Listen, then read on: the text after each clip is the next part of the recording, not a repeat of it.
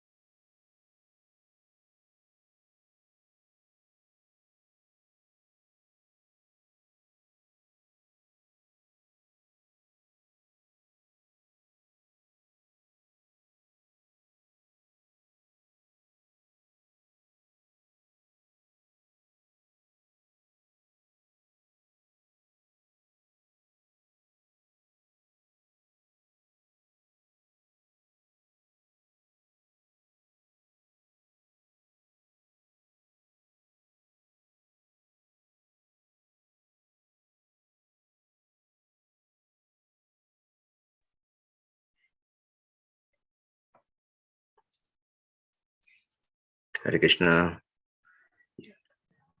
We'll be starting very shortly, waiting for Prabhuji to join.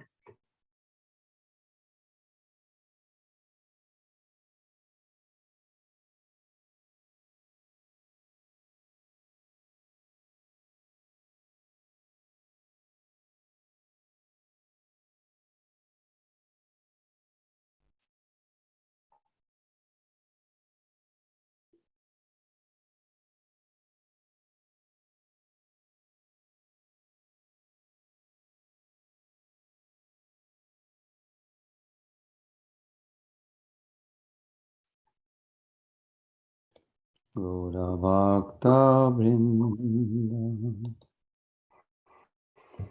Krishna Chaitanya Prabhu Nityananda Hare Krishna Shamagiri Dhari Prabhu. Hare Krishna, Prabhu, please accept our humble obeisances, all Guru Shri Prabhupada. Bhakti Charu Swami Maharaj ki jai. How are you, Prabhu? Yeah, by Maharaj's mercy, Prabhuji Krishna's mercy, we're doing good, and yeah.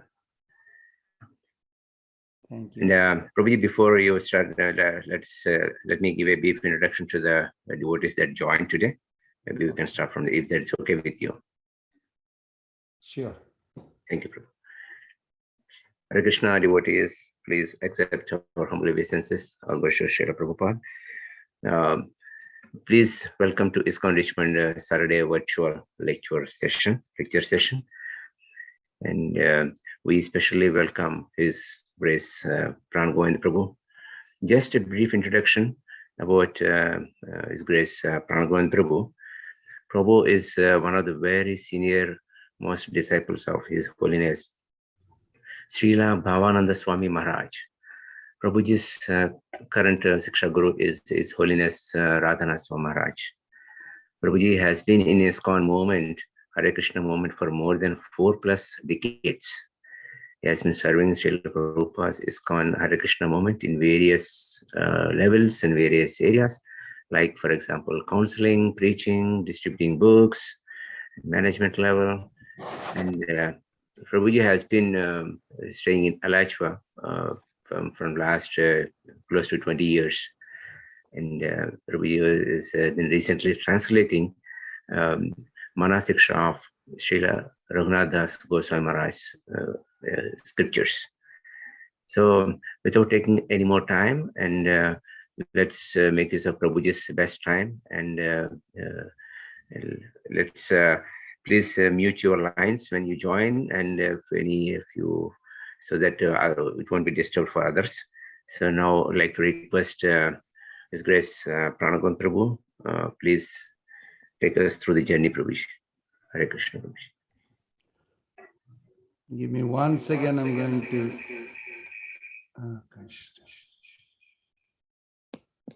I have a little problem with the computer. I'm going to just...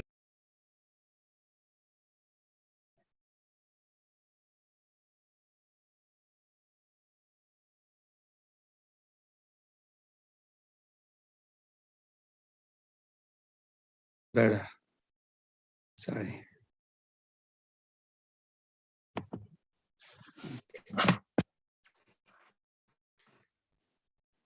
So thank you, dear devotees, Prabhus and mothers. Thank you for joining.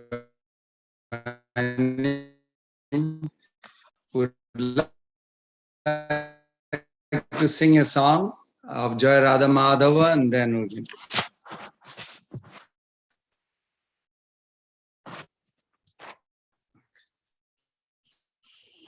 Jaya Radha Madhava Kunja Vihari Kunja Vihari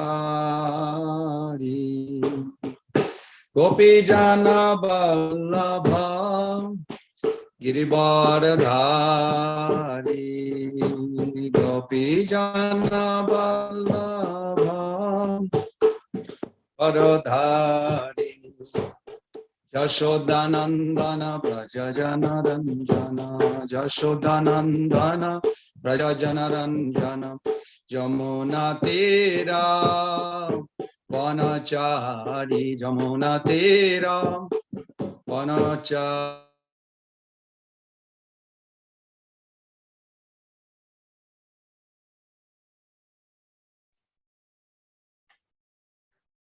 Hare Krishna, Prabhuji.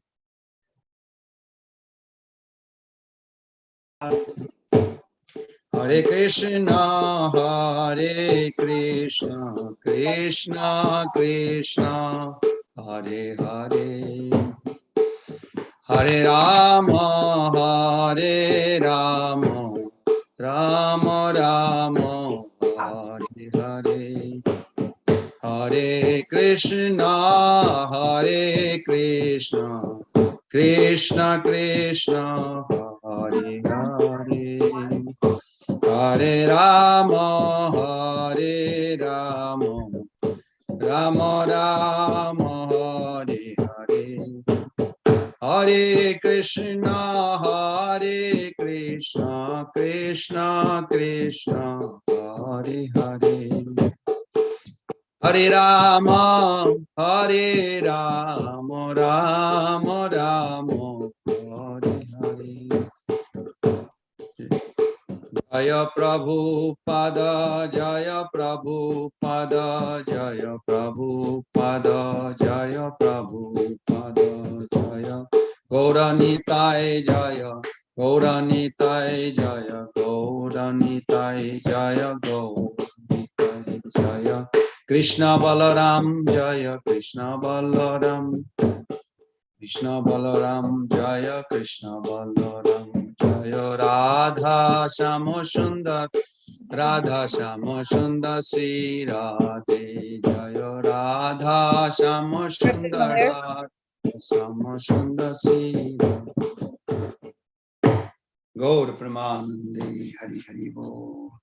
Swam Vishambhat Paramahansa Parajagacharya Astadhara Sadasi Simatsila Abhay Charnaravinda Bhakti Vedanta Swami Jagat Guru Srila Prabhupada Ki Jai. ISKCON BBT Founder Charya's Divine Grace Srila Prabhupada Ki Jai. Srila Prabhupada's Bhagavad-Gita as it is Ki Jai. Jai Nityalila Vishnu Vishnupad Srila Bhakti Siddhanta Saraswati Thakur Maharaj Ki Jai. Anantakuri Vaishnava Binde Ki Jai. Guru Parampara Ki Jai. Samrita Vaishnava Binda Ki Jai. Srimad Bhagavad Gita Ki Jai. Gita Jayanti Ki Jai. Nitai Gaur Pramanande Hari Hari. All glories to the assembled devotees. Hare Krishna. All glories to the assembled devotees. Hare Krishna. All glories to the assembled devotees. Hare Krishna. All glories to CC Guru and Gauranga. All glories to Srila Prabhupada.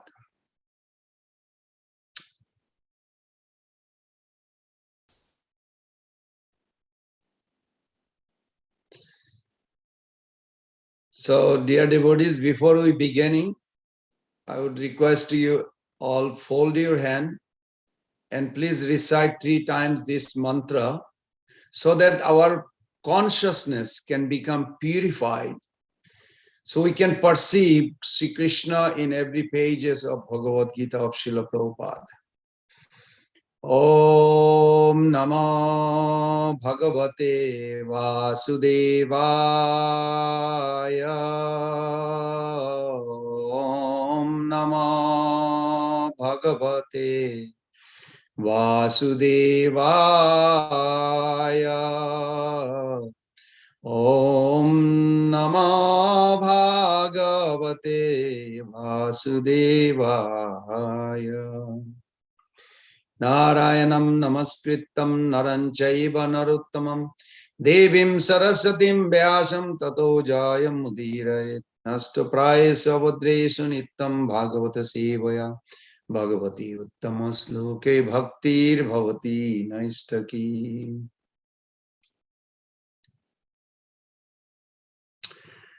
So, Srila Prabhupada explains in Chaitanya Charitamrita, before we begin our daily Shastra Dhayan, studying or hearing Krishna Katha, we should remember 3 things. This is in Adilila chapter 1, text 20. Those who are interested, you can look at it. So that we can have a submissive attitude to actually serve the scripture or serve the Harikatha or serve the Vaishnavas also. The sloka goes like this. Grante Rarambe Kari Mangala Charan Guru Vaishnav Bhagavan Tinera Smaran Tiner Smarane Hai Sarva Vigna Vinasan Anayase Hai Nija Banchita Puran Sei Mangala Charan Hai Trivida Prakar Vastu Nirdesh Ashirbad Namaskar. The purpose of this gathering or any gathering of devotees is one, to glorify Krishna. We should always keep in mind, I'm talking to myself also, the purpose of devotee gathering or any gathering, whether through Zoom or anywhere in the temple or anywhere in the world, it's only for glorifying Krishna. Why? Because it will purify our consciousness, our material existence.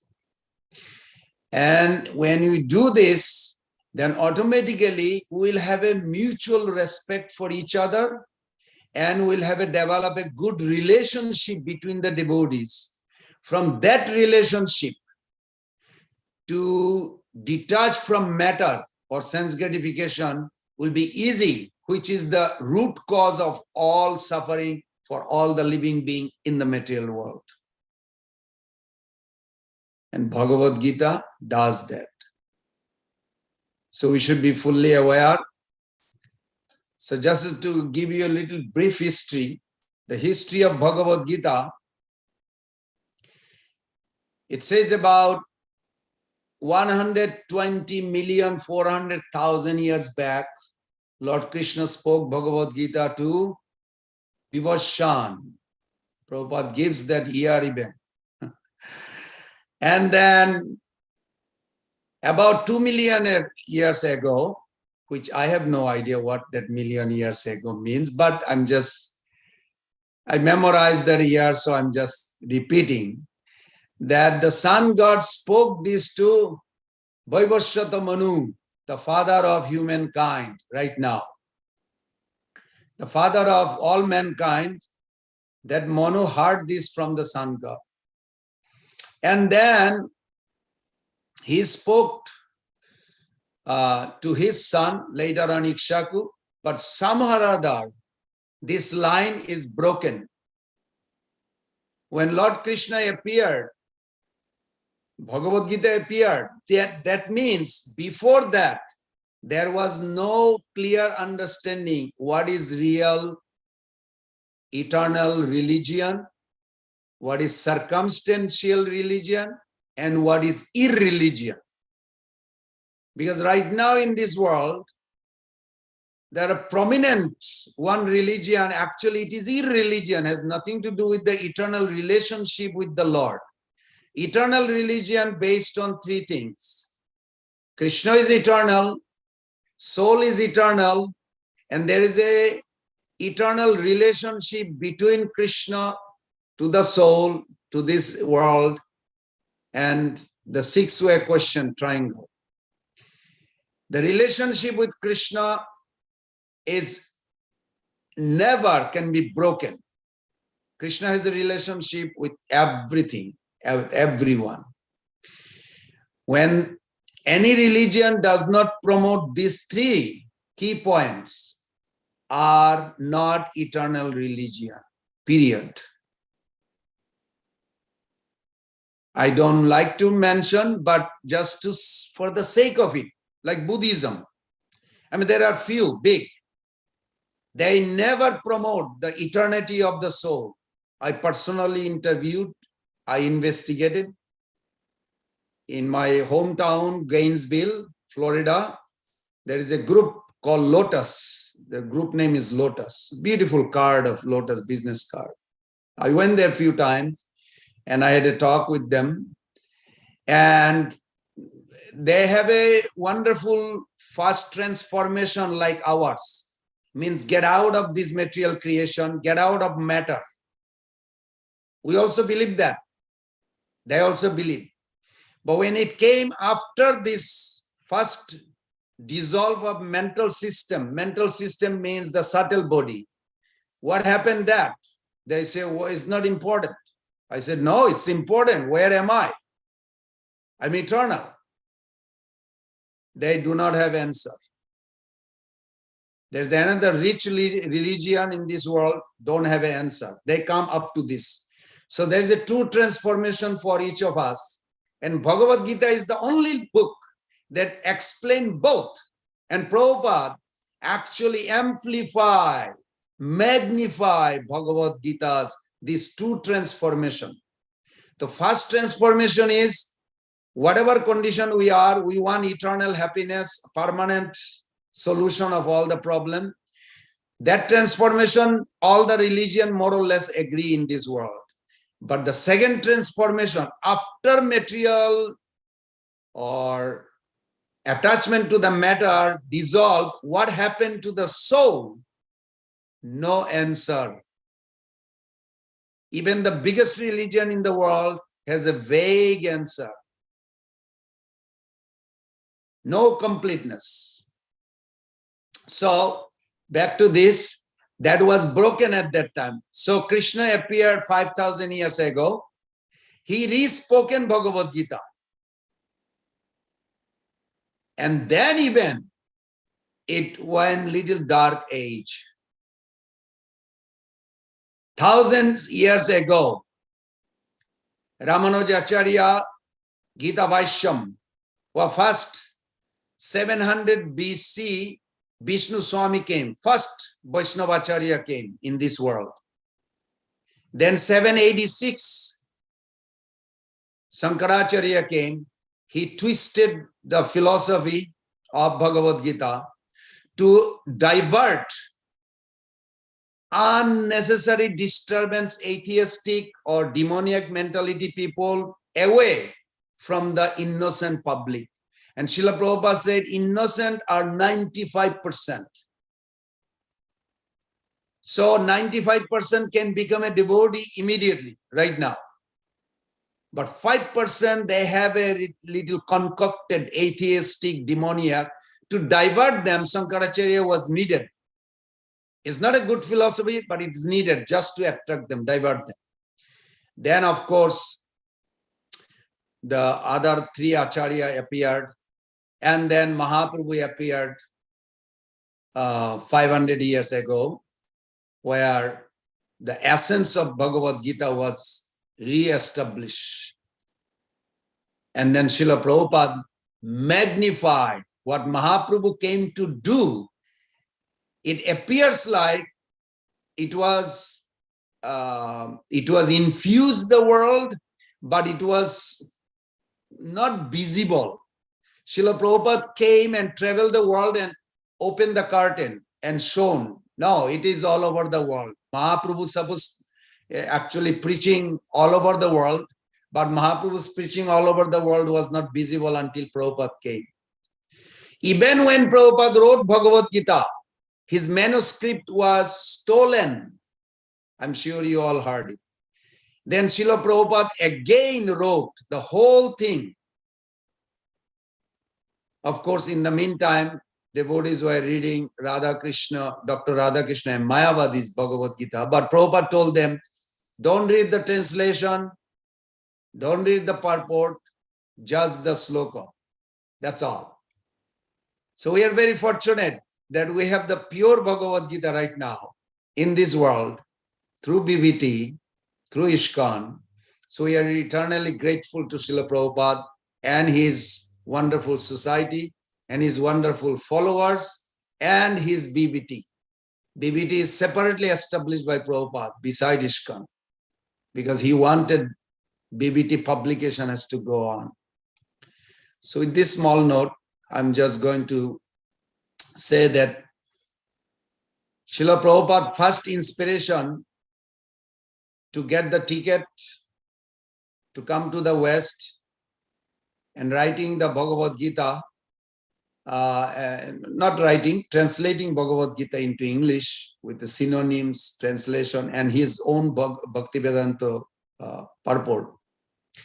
All the inspiration came originally from battlefield of Kurukshetra when Prabhupada visited. He met where Srimati Desai, Morarji Desai information, that's where it started. He spiked that even though originally he got the instruction from his Guru Maharaj, but it was kind of not not open to possibility to come to the West easily. But then when he went to where Bhagavad Gita spoken, he actually saw the line opening to come to the West. The Kurukshetra, where Bhagavad Gita was spoken, is a very special place, Jagnasthal. And you all probably know the story, how Kuru dynasty king actually made this beautiful place, a place where anybody can do austerity, or if they die while they are fighting, they will go back home, back to Godhead. Not back home, back to Godhead. They will go to heaven, sorry, heaven. So there's a big history about Maharaj Kuru, how this name came. And the whole details are given. You can read, ISKCON Desire Tree has. But today I thought I'm going to just discuss very particular what attracted me in Bhagavad Gita, and I'm sure some of you are also will agree, or you can contribute also. With that note, I'll say the word Bhagavad Gita, it says Sri Mat Bhagavad Gita. Sri means beauty, and Mad means you're supposed to get the mat after that beauty of what? Bhagavad means Bhagavan, Krishna. And Gita means a love song. So you're supposed to hear this love song and get mad after the beauty of the Supreme Personality of Godhead. Supreme, the word supreme means identity as absolute truth. And personality means where his character, his nature, his reciprocal attitude towards the, through these 5 melodies displayed by the Brajavasis while the pastime took place. This all together is called Srimad Bhagavad-Gita. Boils down to that. Prabhupada was so eager always to glorify Krishna and repeat Krishna's message with complete enthusiastic. I never hear or saw any video of Prabhupada that he is taking easy or didn't want to speak for Krishna on Bhagavad-Gita. There's never a time. He's always fired up. He's always enthusiastic and very joyfully expressing Krishna. Of course, when we accept the notion of God as a person, then we can begin to ask, what does he do, isn't? Because majority people, even the devotee in the beginning, we don't meditate on the form so much. We have some idea, background. Okay, Krishna is a person. Yeah, I know. But we don't inquire, what does he like? Does he like to speak? What does he like to speak about? Does Krishna reciprocate? How does he reciprocate? Unless we are in danger, we want some prayers or some reciprocation of protection, then we may.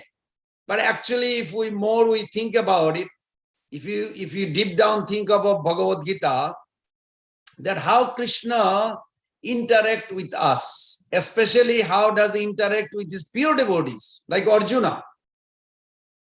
Krishna chooses to be a chariot driver of Arjuna in the battle of Kurukshetra, where this Bhagavad-Gita was spoken.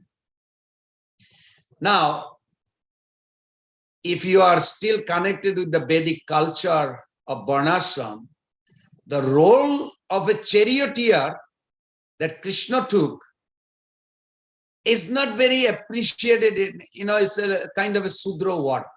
Let's straight talk. And Krishna is sitting as a Sudra charioteer, and Arjuna is a Kshatriya fighter, higher rank. Why? Because Krishna enjoys serving those he loves to sometimes lead from behind, loves to help his devotees succeed, loves to interact. He wants to be part of making world a better place. His whole idea is to destroy the demoniac mentality of the soul, give them a higher liberation, and those who will live in this world, like us, let them have a good ruler like Yudhishthira Maharaj.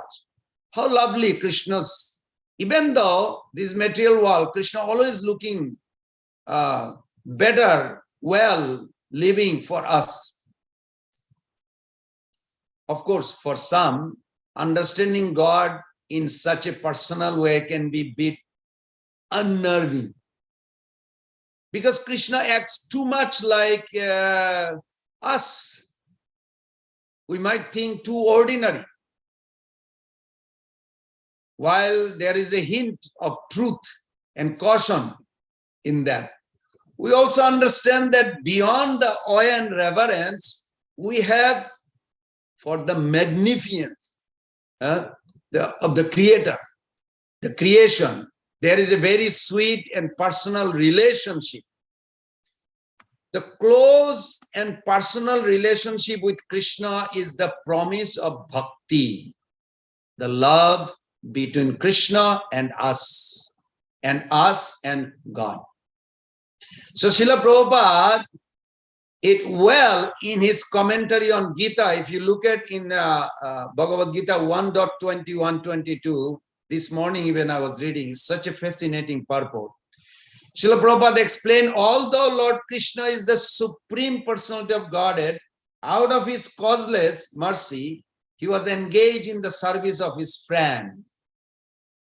He never fails in his affection for his devotees.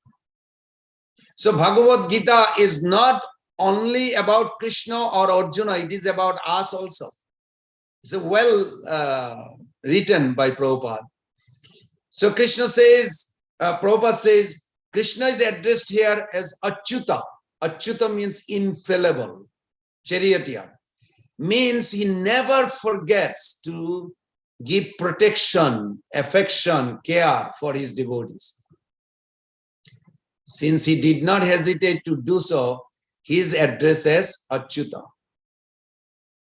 Srila Prabhupada writes that Krishna, although accepted the position of a charioteer for his devotee, but we should always remember, it's interesting, that his supreme position was not challenged.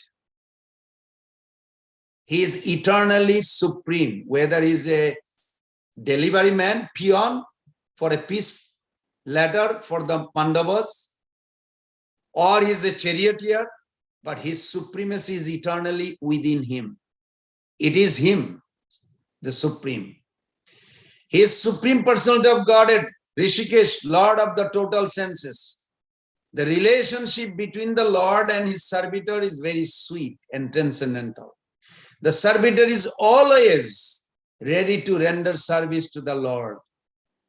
Similarly, the Lord is seeking an opportunity to render some service to the devotees. Krishna actually takes greater pleasure in his pure devotees assuming that advantageous position of ordering him. Like Mother Jashoda order, Krishna, bring the sandal for your father. Krishna carries the lotus sandal and Prabhupada brag about it. How glorious that Krishna loves to carry the order of his devotees. And Krishna carries those sandals so well that Nanda Maharaj was surprised how well he was trained. Of course, they did not think he's Supreme Personality of Godhead. So the point Prabhupada made that he actually loves serving devotees. I hope we never forget that. He is a supreme absolute truth. Krishna is great, also he is sweet. We need to focus both. His greatness will evoke our submission to him, and his sweetness will evoke our affection for him. We should never forget that. So, Krishna obtains transcendental pleasure, although he is infallible master in all circumstances. You will see in entire Bhagavad-Gita, throughout Gita, Krishna deals with Arjuna with much affection. First as a friend, then as a teacher, beside that, a chariot driver. Arjuna naturally trusts and depends on him. A good chariot driver sees things others may not. I'm sure you all agree. Because it can prompt the right moves, be there to encourage, support as the warrior make different fighting decisions. The Bhagavad-Gita let us observe the relationship between Krishna and Arjuna, and we can hear their conversation. Sanjaya immediately became devotee, but Dhritarashtra did not become devotee. This is a very nice key point. Why Dhritarashtra first heard Bhagavad-Gita, did not become devotee, but Sanjaya heard it, he instantly became devotee. And he was experiencing ecstasy. So we can detect our consciousness, our attitude, and take advantage of this Bhagavad-Gita through the devotees. Just to make a note, I mentioned this many times, I will still mention how Prabhupada said that Krishna actually asked him to come down from the spiritual world to write these books, Bhagavad-Gita. Now, Krishna spoke Bhagavad-Gita. Why did Krishna ask Prabhupada to translate the Bhagavad-Gita? It's very interesting, isn't it? Because Krishna cares for us. And he knew Srila Prabhupada's position that he will be able to give us. So Prabhupada said this in that conversation. Prabhupada said to Krishna, but I don't want to go to the material world. Krishna says, do not worry. I'll take care of everything. You just write these books. Interesting. And Bhavananda Prabhu said, this is the first time and last time he ever heard Prabhupada talk about Krishna, directly ordered him to do that. Now, Srutakirti Prabhu mentioned a beautiful incident in 1973 in Los Angeles, where Prabhupada was hearing his own Bhagavad-Gita. And Prabhupada actually loved the Bhagavad-Gita. Even though you may say, well, he translated, didn't he? But Prabhupada did not see that way. He saw Krishna spoke the Bhagavad-Gita and he was relishing that Bhagavad-Gita. This is a wonderful. Bhagavad-Gita contains 700 verses, you all know. 700 verses, you can break it down if you are analytical. There are 17 questions, total 17 questions we checked. 2.7, anyway, I'm not going to give the whole one number to number. If somebody wants, I can put it on the later on in the WhatsApp, you can look at it. Our first question was 2.7. What is the duty, dharma? And Arjuna spoke total was 17 questions, and Krishna answered through 574 verses. And the rest, Dhritarashtra spoke one, rest was spoken by Sanjaya. So this is how 700 sloka came. What's interesting, that how Bhagavad-Gita is such a love song, if you really think. Gita's question, like 10.17, Gita's question tells us Arjuna as a perfect student. Can I be perfect student to hear and understand and comprehend and act on it? Maybe Arjuna heard it, Prabhupada said one time 30-35 minutes. Well, I heard this for many hours. For last 40+ years. But did I get it yet? No. Why? So I asked that question. Then I found tells the attitude of Arjuna had. I am trying to develop. You all can take advantage of it. Beautiful verse. Katham viddam aham yogim tam sada parichintayam. Keshu keshu cha bhaveshu chintasi bhagavan maya. During a class, the questions a student asks tells the teacher how much the student is involved in the learning process. I'm sure you all experience this, no? When you teach something, the way student asks, you immediately think, wow, this student is really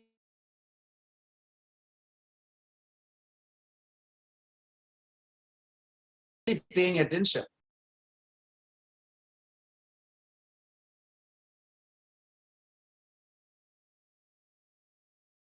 That was, I'm so bewildered. I was born in a Kshatriya family. I supposed to fight, protect the innocent from the aggressors. I can't do it. Because aggressors are my respected Gurujan, grandfather, my guru.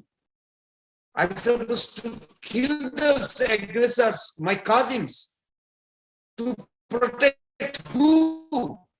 My family, but they are also my family. He was so overwhelmed. He could not take it.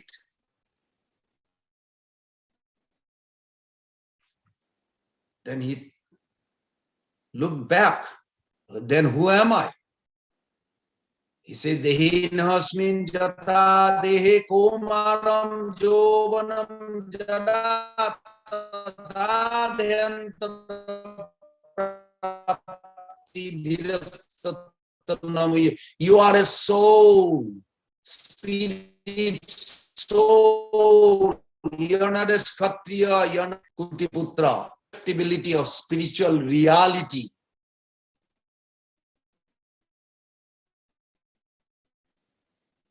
We are spirit soul, we are eternal, we never die, the body dies.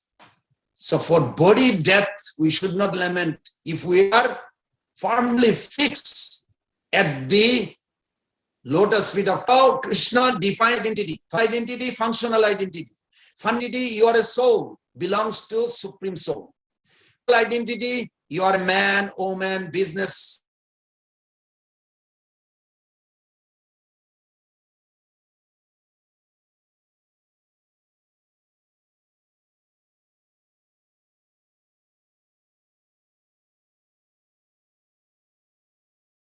Confusion, our confusion comes from functional identity.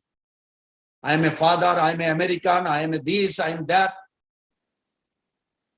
But our fundamental identity is servant of the servant of Krishna.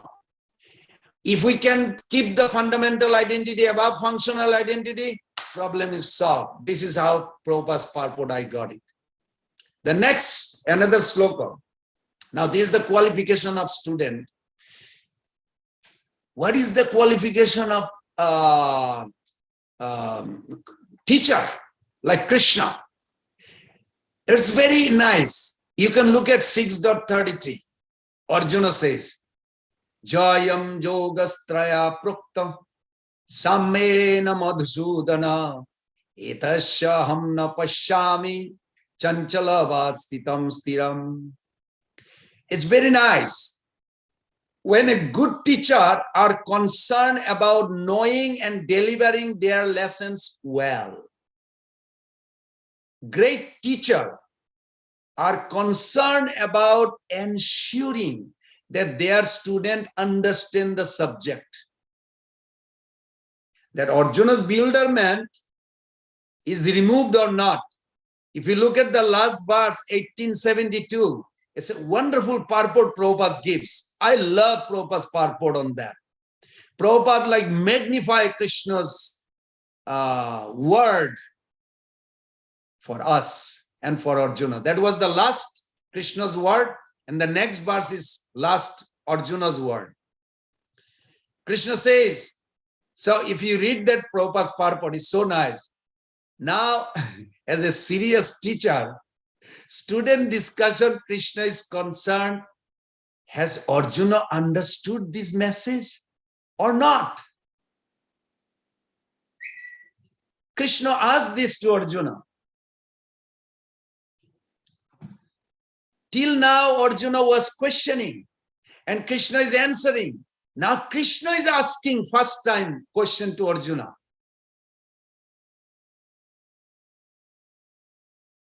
Have you understood? So Krishna is inquiring from Arjuna.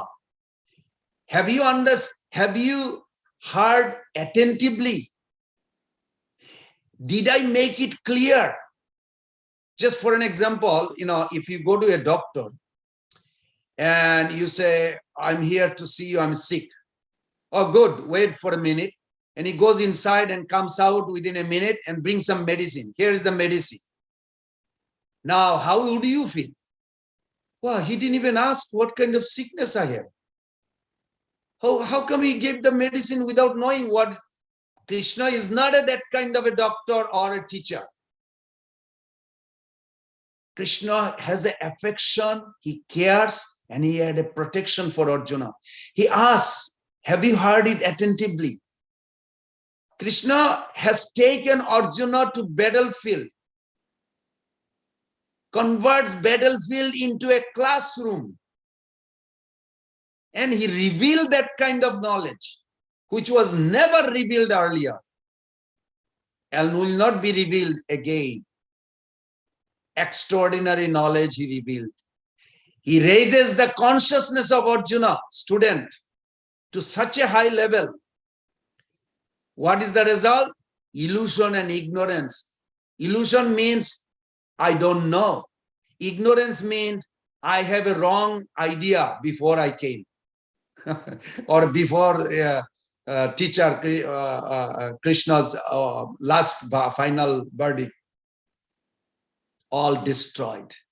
And next verse, if you look at 73, Arjuna says, Nasta maha smriti labda tat prasadat maya uchyate sthitosmi gata sandhya karishye vachanam tava. My Lord, all my illusion finished, destroyed. Dispelled. Dispel doesn't mean like light bulbs on. Yes, light bulbs on means that was a wrong conception I understood. And the whole world is in wrong conception. I don't want to go that route. There is a choice Arjuna making. But before he makes the choice, he expresses his grateful attitude to Krishna. Tat prasadat maya achyute. By your mercy, you are my guru. You have removed all the doubts I had. Now I am firmly fixed. I'm ready to do as you want me to do.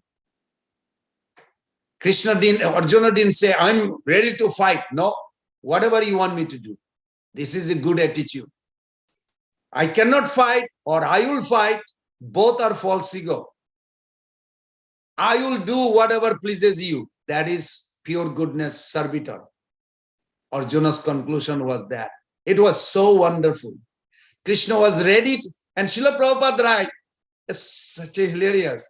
Prabhupada writes, Krishna was ready to explain whole Bhagavad-Gita again if Arjuna has not understood. That is real compassion of Krishna.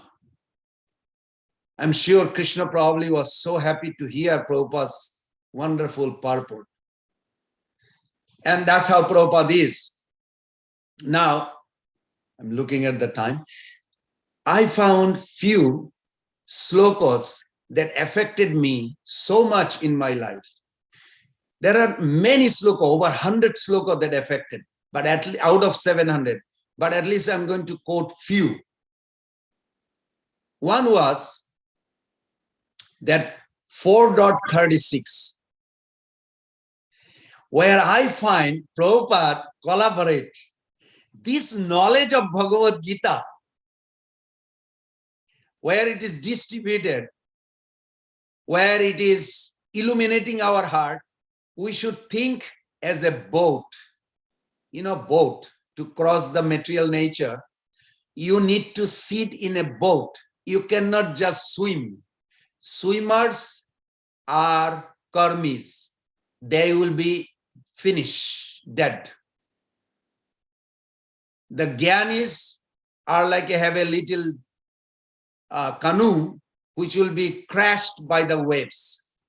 But Bhagavad-Gita, Prabhupada writes like a big ship. And Srila Prabhupada writes, ISKCON is the boat. Srila Prabhupada put it in the purport. And he said, where the Bhagavad-Gita is being discussed and distributed. It's such a wonderful analogy. Now, if someone is situated in boat, which boat? Transcendental knowledge, Prabhupada said. So ISKCON is not just a name or an organization.